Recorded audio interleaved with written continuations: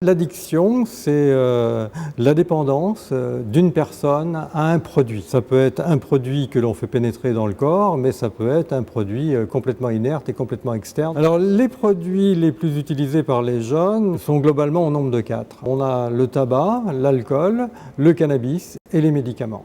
Le tabac, c'est la drogue, entre guillemets, la plus utilisée par les jeunes, puisque à 18 ans, ça concerne environ un tiers d'entre eux. C'est une substance qui concerne autant les garçons que les filles. Quand on voit des jeunes gens de 19-20 ans qui ont une aptitude à la conduite très faible parce qu'ils sont novices et qui fument une cigarette de tabac, en général, ils ne se sentent pas très à l'aise et ils peuvent être un danger pour eux-mêmes et pour les autres. En numéro 2, on a l'alcool.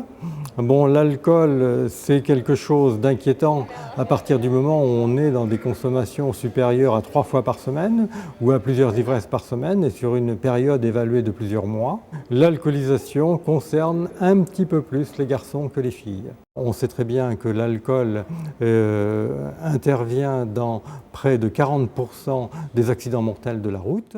Troisième produit, c'est le cannabis.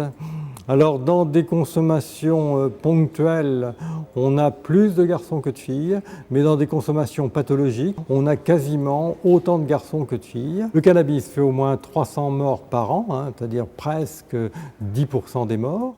Le quatrième produit le plus utilisé par les jeunes, ce sont les médicaments psychotropes, essentiellement les somnifères et les tranquillisants. La prise habituelle de médicaments concerne 82 filles pour 18 garçons.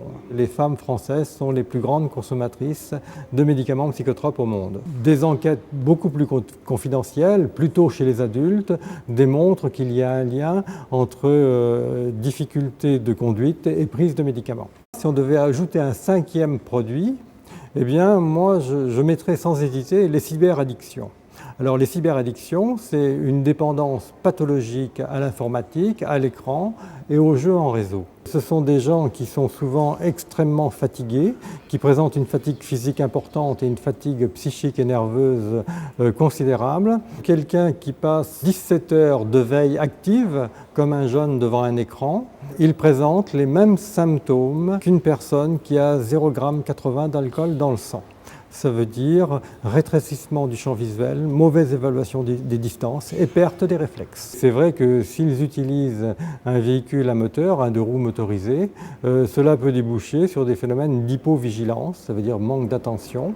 La dernière enquête qui a été menée par l'INSERM, par le professeur Bruno Falissard, dit à peu près la chose suivante. Un collégien ne devrait pas passer plus de 15 heures par semaine en autonomie devant un écran.